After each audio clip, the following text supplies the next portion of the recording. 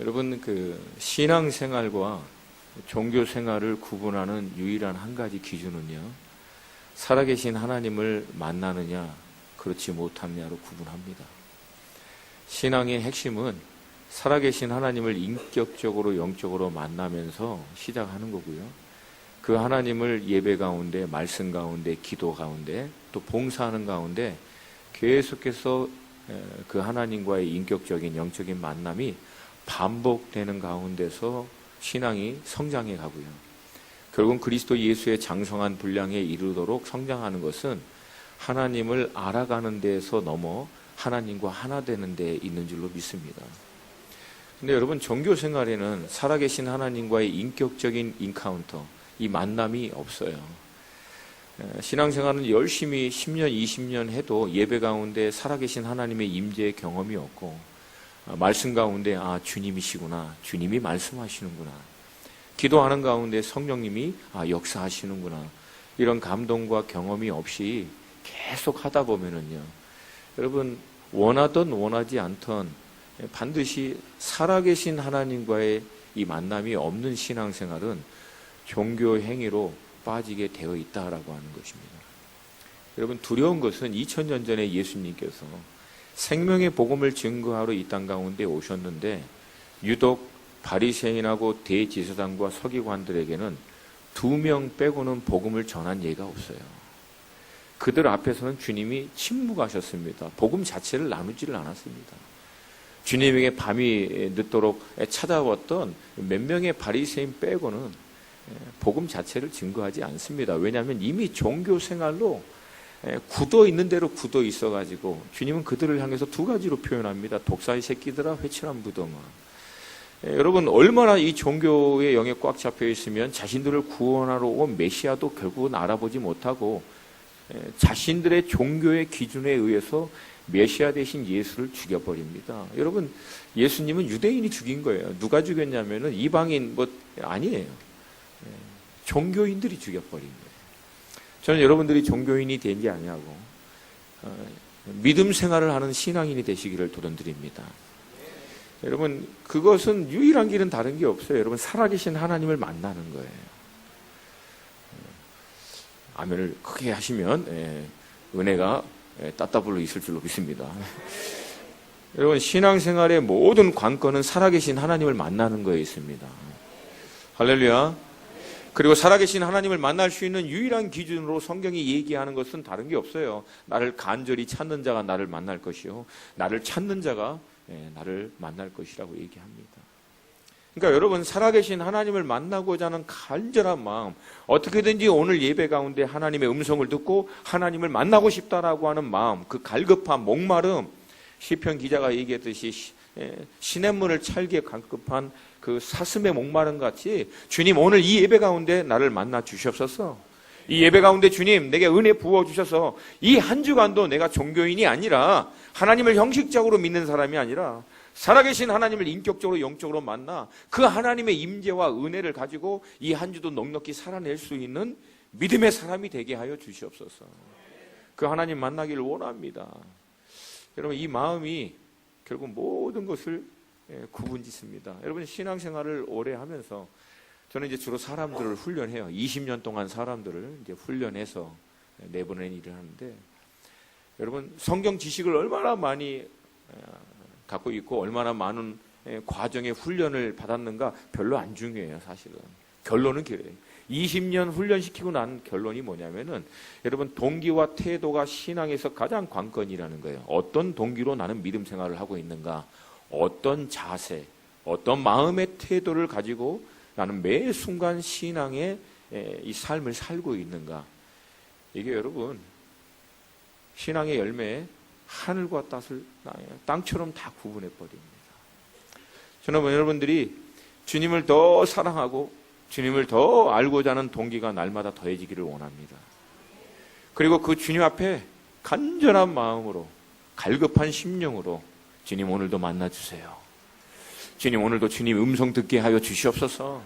주님 만나게 하여 주시옵소서.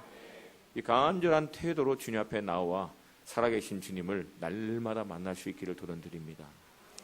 믿음의 사람들이 시간과 이 공간을 결정하고 함께 예배를 드리는 이 시간에도 살아계신 하나님을 만나고 주님의 음성을 듣지 못하면요, 나머지 시간, 여러분 죄송해요, 제가 그냥 막 함부로 표현할게요.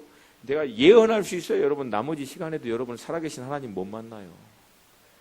믿음의 사람들이 함께 이 장소와 이 공간에서 함께 이 시간을 정해놓고 공예배로 공적으로 회중이 함께 드리는 예배에서도 하나님을 못 만나는 사람이 어떻게 개인 혼자서 하나님을 만나겠어요? 그건 불가능합니다, 여러분. 여러분 여기에 더 집중할 수 있기를 축복합니다. 주님 만나시기를 축복합니다. 우리 좌우에 계신 분하고 믿음으로 선포합시다. 살아계신 하나님을 만나세요.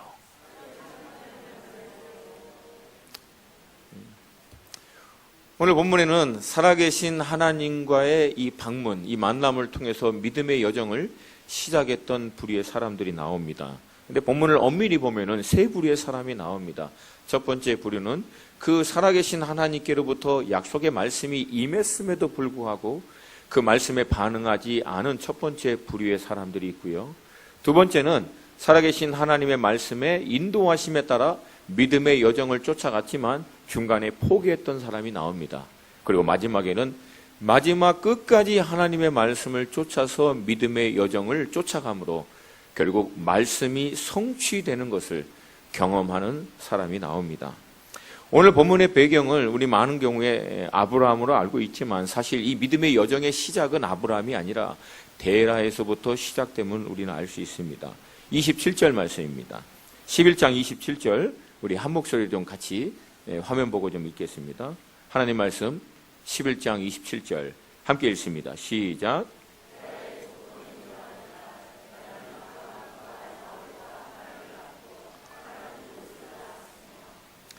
데라의 가정의 배경을 27절은 짤막하지만 설명하고 있습니다. 데라에겐 세 자녀가 있었어요. 첫 번째는 누구죠? 아브람. 그리고 두 번째 나홀. 세 번째 하란. 그렇게 있죠. 근데 이 하란 막내, 데라의 막내 하란은 또 결혼을 해서 세 자녀를 낳습니다. 하란의 세 자녀의 첫 번째는 롯, 두 번째는 밀가, 세 번째는 이스가입니다. 롯은 아브라함과 같이 이 여정에 동참하게 되고요. 밀가는 데라의 두 번째 아들 나홀에게 시집을 갑니다. 이스가는 이 믿음에 동참하지 않고 여정에 동참하지 않고 남아있게 됩니다. 자, 하나님의 말씀이 가장 먼저 누구에게 임하냐면 데라에게 임합니다. 그래서 31절에서 데라가 그 아들 아브라함과 하란과 하란의 아들인 그의 손자 롯과 그의 며느리 아브라함의 아내 사레를 데리고 갈대아인의 우르를 떠나 가나안 땅으로 가고자 하더니, 그러니까 갈대아 우르를 떠나서 믿음의 여정을 시작하게 된 그 첫 번째 사람은 데라인 것을 우리는 알 수 있습니다. 그러니까 하나님이 데라에게 찾아오셔서 인격적으로 데라에게 이 믿음의 여정에 초청을 했다라고 저희들은 추정할 수 있습니다. 그리고 데라는 믿음으로 하나님의 그 말씀을 받아서 자기의 친척 본토 아비집인 우루 땅을 떠나서 믿음의 여정을 시작하기로 결정을 합니다. 그리고 나서 이제 가족 회의를 했겠죠. 이제 하나님께서 말씀을 주셨기 때문에 우리가 여기를 떠나서 하나님이 인도하시는 가나안 땅으로 가야 한다. 근데 여러분 오늘 본문을 잘 보면은요, 둘째 아들인 나홀, 그의 아내 밀가, 그리고 셋째 아들을 통해서 난 데라의 손자죠, 이스가는 이 믿음의 여정에 동참하지 않습니다. 여러분, 우리는 유교적인 배경에 있었던 사람들이기 때문에 이 가족의 시스템을 잘 알아요. 가부장적인 어떤 그런 시스템을. 아버지가 명령하면 이건 법이에요. 왕보다도 더 강력한 법이에요, 옛날에는. 맞습니까? 아닌가요, 이제? 여러분, 오히려 이게 미국 이래 이민 갔던 사람들이 옛날 그런 사고가 오히려 더 강해요. 왜냐하면 70년대 떠난 사람은 70년대 사고방식 그대로 갖고 있기 때문에. 그러니까 저도 약간 그런 게 있어요. 그래서 요즘 젊은 애들 전철 타고 다닐 때 막 자리 양보 안 하고 있으면 저는 막 굉장히 힘들더라고요. 이게 버리장머리 없이 어른이 서 있는데, 근데 요즘엔 안 하더라고요, 진짜. 제가 애들한테는 그거 가르쳐요, 일부러. 일어나, 어른을 앉혀야 돼. 바른 것은, 바른 전통은 지속해야 될 줄로 믿습니다. 근데 여러분, 이때는요, 가부장적인 제도, 시족사회예요. 우두머리가 되는 아버지가요, 가족의 모든 생계를 책임을 지는 대신 아버지의 말에 절대적으로 순종하는 그런 족장 시대입니다. 그러니까 족장이 아버지거든요. 제일 위에 있는 아버지. 가족의 모든 생계와 보호를 책임지는 대신 족장인 아버지의 말은 절대적인 법이에요. 근데 여러분, 여기서 데라가 그 명령을 하고 여정을 시작했는데도 불구하고 둘째 아들인 나홀과 며느리 밀가와 셋째 아들의 아들인, 그러니까 손자죠, 이스가는 이 여정에 동참하지 않습니다. 여러분, 이것은 불가능한 거예요, 사실은. 근데 어찌됐든지 결론은 참여하지 않고 결국은 데라가 자기의 첫 번째 아들인 아브람, 그의 아내 사라, 그 다음에 조카 롯, 이들만 데리고 믿음의 여정을 시작합니다. 여러 가지 이유가 있지만 사진을 잠깐 좀 보면서 설명을 해드릴게요. 여러분, 이 갈대아 우르가 오른쪽 끝에 보이는 바로 그 지역입니다. 이 지역이 어디냐면, 여러분, 전 세계 4대 문명이 일어났던 그 4대 문명 중에 발상지 중에 하나가 황하 문명, 뭐 다 아시죠? 그 중에 하나가 메소포타미아 문명입니다. 이 메소포타미아 문명이 일어났던 곳이 어디냐면, 위에 있는 티그리스 강과 유브라데스 강 이 사이에 있는 이 평지가 바로 메소포타미아 문명이 일어났던 근원지인데요. 한국으로 얘기하면 김해 평야 같은 곳이에요. 어마어마하게 비옥한 땅입니다. 그래서 뭘 해도 그냥 다 되는 거예요. 그러니까 갈대아 우르는 간단하게 설명하면 자연적인 환경, 비옥한 땅, 이 모든 것들이 너무나 잘 준비되어 있어서 뭐 먹고 사는 문제에 대해서는 특별히 어려움이 없는 그런 땅입니다. 근데 어느 날 갑자기 데라가 식구들 불러놓고 그렇게 좋은 땅을 떠나서 어디를 가냐면 가나안 땅에 간다 그러는 거예요. 여러분, 이 유브라데스 강을 중심으로 오른편은요, 어마어마하게 발달되어 있고 비옥한 땅인 반면 유브라데스 강 건너편 가나안 땅, 우리는 뭐 젖과 꿀이 흐르는 땅, 뭐 이스라엘을 향한 약속의 말씀에 익숙해져서 문화적인 이 상황의 배경은 잘 모르지만 이 당시의 배경으로 볼 때 이 가나안 땅은요, 야만족들이에요. 쉽게 얘기해서 그냥 하여튼 말도 안 되는 그냥 형편없는 지역이라고요. 그러니까 아버지가 갑자기 이 자녀들의 입장에서는 우리 아버지가 저녁을 잘못 드셨나, 왜 갑자기 이 편한 데 떠나서 뭐 하나님 누군데요? 잘 몰라요. 잘 몰라요. 이 당시만 해도 하나님에 대한 어떤 그 막연한 그 이해는 있지만 갈대아 우르는 특별히 우상 숭배가 판이하게 있었던 그런 땅이거든요. 바로 위가 바벨론입니다. 모든 우상 숭배의 핵심적인 지역이었던 곳. 그런 배경에서 알지도 못하는 하나님이라고 하는 분이 가나안 땅으로 가자고 해서 따라간다는 것이 이게 어마어마한 모험이라는 거예요. 근데 결론은 결국은 떠나지 않습니다. 그렇게 떠나지 않았던 나홀, 밀가, 이스가, 이 세 사람은 남아있게 되고요. 데라는 나머지 식구들을 데리고 하나님의 말씀을 쫓아 갈대아 우르를 떠나서 유브라데스 강줄기를 타고 믿음의 여정을 이제 시작하게 됩니다. 여러분, 그 이후에 나홀과 밀가 이스가 어떻게 됐을까요? 성경은 언급하고 있지 않지만 우리는 상식과 또 영적인 어떤 관점을 가지고 결론을 내릴 수 있어요. 잘 먹고 잘 살다 죽었어요. 그 이상도 이하도 아니에요. 여러분, 우리 그리스도인들은 이 땅에서 잘 먹고 잘 살고 그리고 죽는 게 우리의 삶의 목적이 아닌 줄로 믿습니다. 아멘. 크게 믿습니다. 여러분, 혹시 여기서 잘 먹고 잘 살다가 그다가 돌아가시려고 예수님 믿는 분이라면 아예 종교 잘못 택했어요. 그건 차라리 부처를 믿는 게 나아요. 기복신앙은 그쪽이 더 전문 분야예요. 우리 여러분 잘 먹고 잘 살라고 예수 믿는 게 아니에요. 우리 위하여, 우리 죄 때문에 영원히 멸망할 수밖에 없는 우리 위하여 십자가에 찢기시고 피 흘리신 예수님 너무 사랑해서, 그리고 이제 그 주님을 신뢰할 수 있어서 그 주님이 인도하시는 천국으로 향한 그 믿음의 여정을 결단하고 살고자 그리스도인 된 줄로 믿습니다. 할렐루야. 결국 여러분, 남아있던 식구들의 이름은 더 이상 성급해서 언급하지 않습니다. 그들은 그대로 끝난 거예요. 만약에 이 시대 관점에서 이 남아있는 사람들을 언급할 때 누구라고 볼 수 있을까요? 불신자? 물론 그럴 수 있어요. 그러나 여러분, 교회 안에도 이런 사람들 있습니다. 예수 믿고 신앙생활 한다라고 교회에 나왔지만 실상은 하나님의 말씀에 따라 단 한 발짝도 움직여 본 경험이 없는 사람들. 자신이 생각하는 갈대아 우루, 비옥한 땅이죠. 풍성한 땅이죠. 자기가 누릴 수 있는 모든 것들을 넉넉히 누릴 수 있는 이 땅에서 더 이상 넘어가려고 하지 않는, 하나님의 약속의 말씀에 도전이 있고 하나님의 말씀에 어떤 그런 요청이 있음에도 불구하고 그 말씀에 따라서 실제적으로 삶의 현장 가운데 발걸음을 내디뎌본 경험이 없는 사람, 그럼에도 불구하고 경건의 모양만은 갖고 있는 사람들. 여러분, 우리는 경건의 모양을 추구하는 사람들이 아닙니다. 그건 바리새인과 서기관과 대제사장이 갖고 있었던 모습이에요. 우린 경건의 능력을 회복해야 될 줄로 믿습니다. 경건의 능력은 하나님의 말씀을 쫓아가는 삶에서 나타납니다. 할렐루야, 할렐루야. 경건의 능력을 통해서 삶의 실질적인 자리 가운데 하나님의 말씀의 능력이 역사하는 믿음으로 들어갈 수 있기를 도전드립니다. 그리고 여러분, 데라는 갈대아 우르를 떠나서 말씀드린 대로 유브라데스 강을 떠나서 쭉 올라갑니다. 그렇게 쭉 올라갔더니 그냥 지도 보여주세요. 나중에 이제 하란을 도착합니다. 근데 여러분, 이 하란이라고 하는 곳은 또 재밌어요. 갈대아 우르하고 달리 하란은 교통, 상업, 무역의 요충지입니다.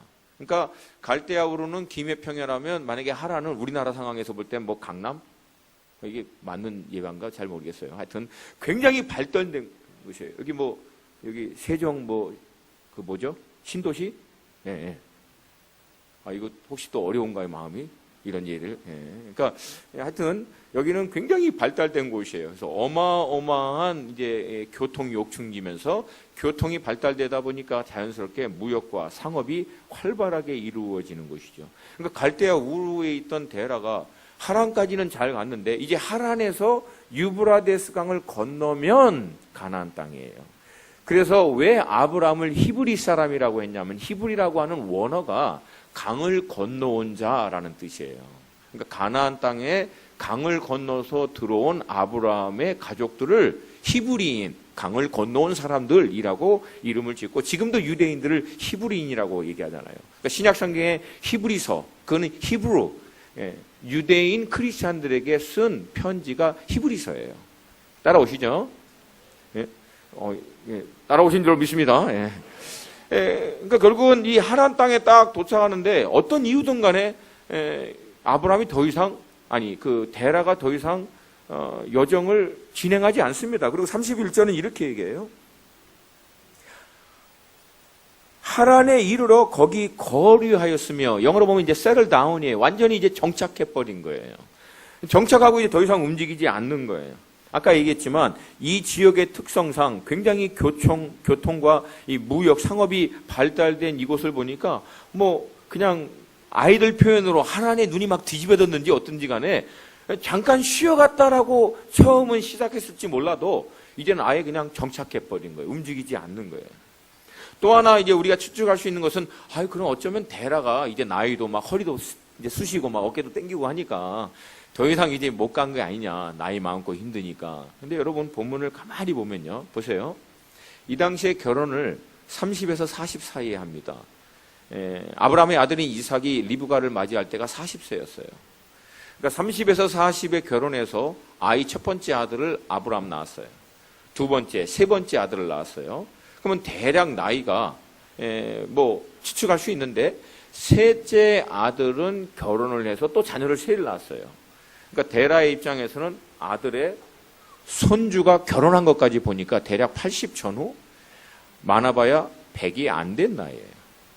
그때 믿음의 여정을 시작했는데 믿음의 여정을 시작한 데라가 우르를 떠나서 하란에 정착하고 난 다음 나중에 움직이지 않자 하나님이 아브라함에게 말씀하셔서 아브라함이 움직일 때는 아브라함의 나이가 75세라는 거예요. 근데 75세 나이가 되기까지 어떤 일이 있었냐면 12장 5절 제가 읽어드릴게요. 아브라함이 그의 아내 사레와 조카 롯과 하란에서 모은 모든 소유와 우르에서 모은 거라고 얘기하지 않아요. 하란에서 모은 거라고. 그리고 사람들을 이끌고 가나안 땅으로 가려고 떠나서. 그러니까 여러분 어떤 새로운 정착지에 도착해서 이제 재산을 모으고 사람을, 종들을 이끌 만큼 부유해지기 위해서는 최소한 10년에서 20년은 필요하다고 하는 거예요. 그러니까 10년에서 20년 살고 난 다음에 하나님 말씀을 쫓아서 떠난 아브라함의 나이가 75세. 그러면 데라는요, 아무리 많아도 80에서 100 이게 안 된 거예요. 근데 여러분, 데라는 결국은 나이가 많아서가 아니라 어떤 이유든 간에 성경은 언급하고 있지 않지만 결국은 거기 정착합니다. 그리고 32절을 보면, 32절 우리 같이 한번 볼까요? 32절 우리 한 목소리로 같이 읽겠습니다. 시작.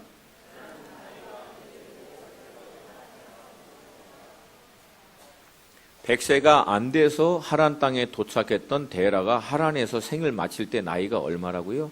205세.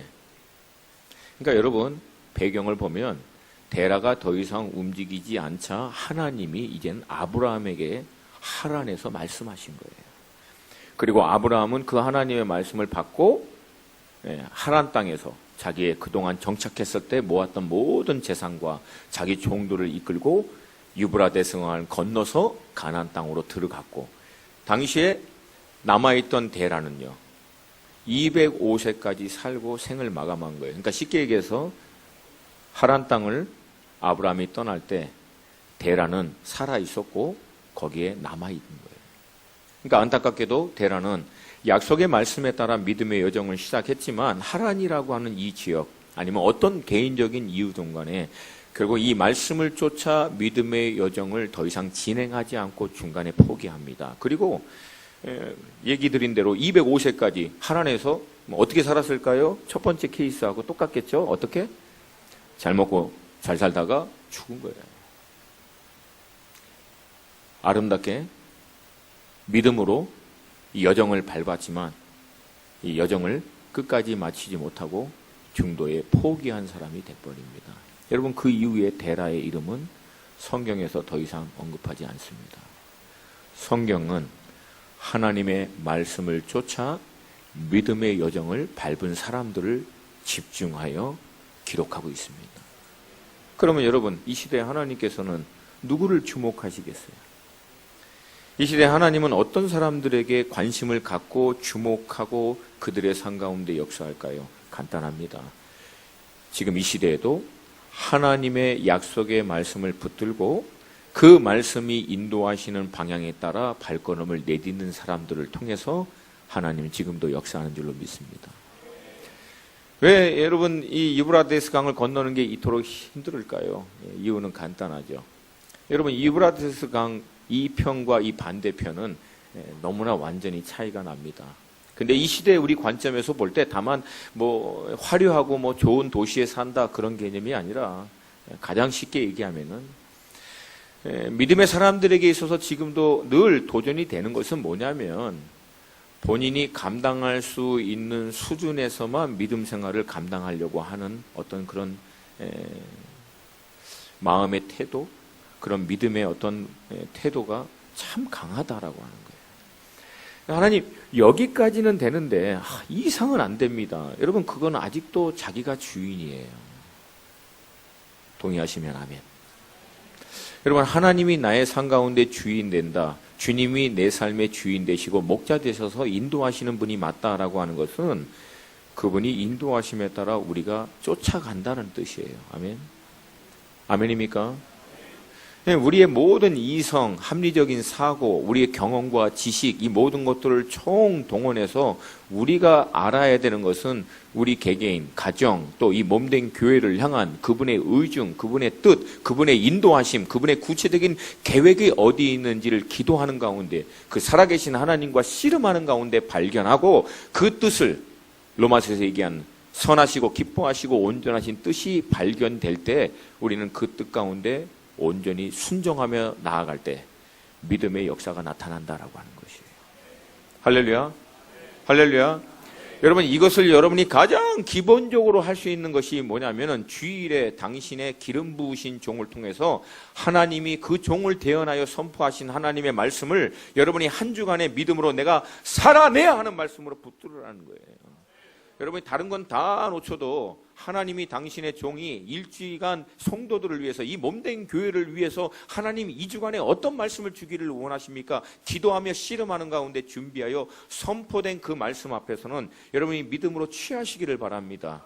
그리고 어떻게 하면 내가 이 모든 성도가 모여서 하나님께 예배하는 가운데 선포한 이 말씀을 이번 한 주는 내가 어떻게 이것을 살아낼 것인가?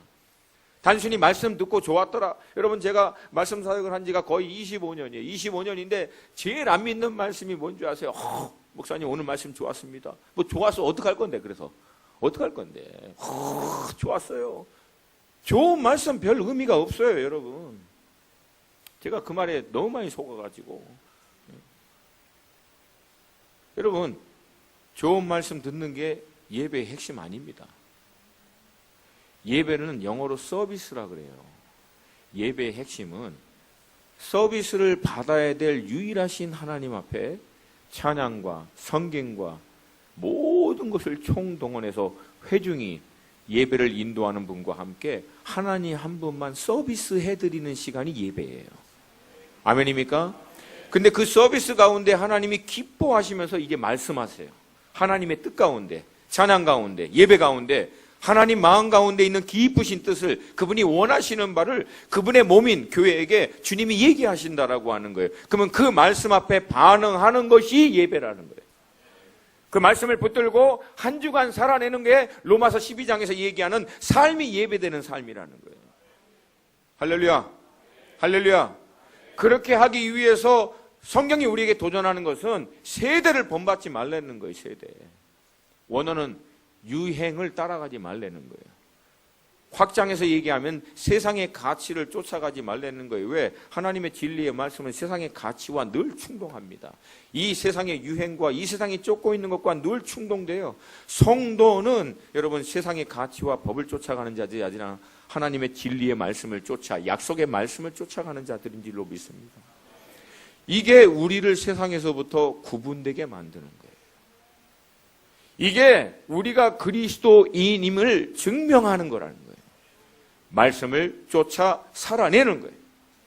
그렇게 행할 수 있도록 성령님이 우리 안에 내주하셔서 하나님의 진리의 말씀이 선포될 때 그 말씀을 바로 깨달아 알 수 있도록 성령님이 우리 가운데 조명해 주시고, 그 말씀 가운데 믿음으로 반응하고 살아낼 수 있도록 성령님이 우리 가운데 조력자와 같이 돕는 자, 응원하는 자, 힘주시는 자로 우리 가운데 역사하는 줄로 믿습니다. 여러분, 그럴 때 우리의 삶은 말씀 앞에 결국은 포기하는 자가 아니라 말씀을 통해서 하나님의 놀라운 계획 가운데 들어가는 삶. 여러분, 그때 흔히 우리가 얘기하는 돌파가 일어나는 거예요. 내 삶의 테두리를 벗어나 하나님만이 역사할 수 있는 놀라운 삶의 현장으로 들어가는 거예요. 이게 이렇게 하면 다른 데서는 세게 하던데, 아멘. 네. 네. 여기서 벗어나서 하나님만이 역사하는 삶의 현장으로 들어가는 거예요. 할렐루야. 여러분, 신앙생활 10년, 20년, 30년을 했는데 한 번도 제대로 그냥 온몸이 전율되도록 주님이시구나, 주님이 역사하는구나, 주님이 일을 행하셨구나 라고 하는 고백과 찬양이 실질적인 삶의 현장 가운데 한 번도 없다면 여러분, 그것은 엄청난 믿음입니다. 여러분, 그것도 없이 어떻게 신앙생활을 유지해 왔는지 모르겠어요.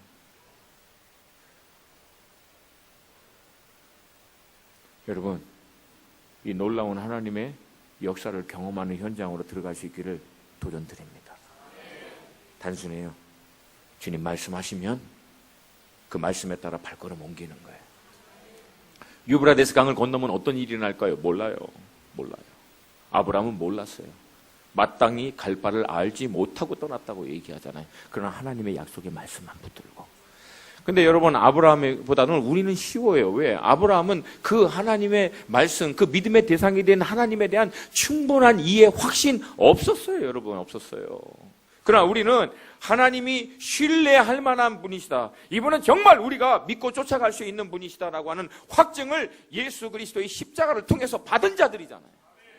자기 아들을 내어주시기까지 우리를 사랑하신 하나님께서 어찌 이 모든 것들을 더하여 주시지 않겠습니까? 이 분명한 복음의 확신이 있기 때문에 우리는 하나님은 신뢰할 수 있는 분이시다, 이분의 말씀은 쫓아갈 수 있다, 이 믿음의 확신을 가지고 우리는 그 말씀을 쫓아 하나님과 동행하는 삶을 살 수 있는 줄로 믿습니다. 그렇게 행할 때 하나님이 살아 역사하는 삶으로 들어갈 수 있게 되는 거예요. 할렐루야. 할렐루야.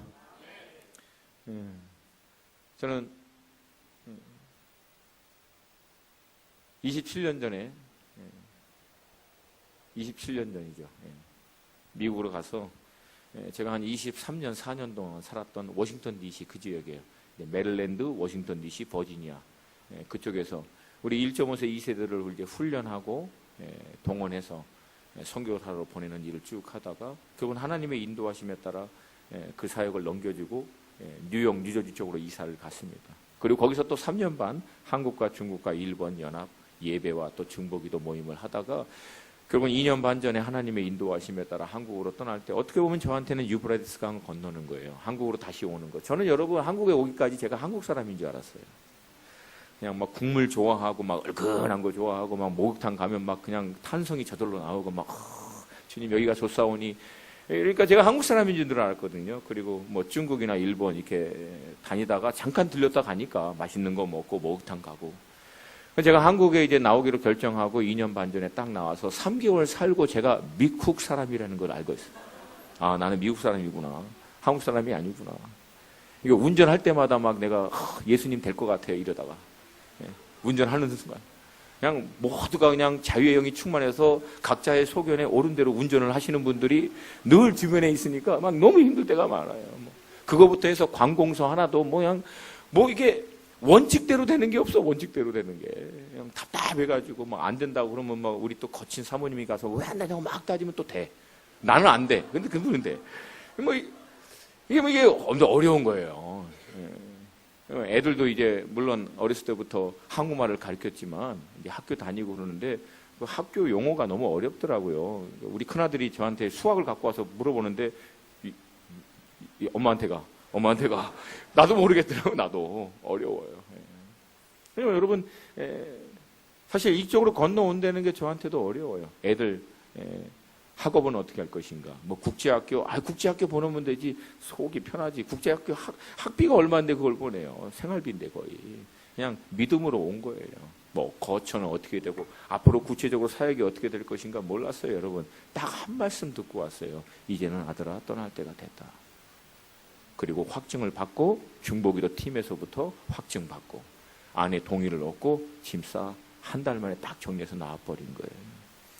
지금도 여러분 기도하고 있습니다. 제가 왜 한국에 나와야 하는지 하나님의 인도하심이 무엇인지. 그러나 여러분 분명한 것은 있어요. 나는 하나님의 말씀에 따라 순종하고 하나님은 책임지신다는 거예요. 하나님은 역사하신다는 거예요.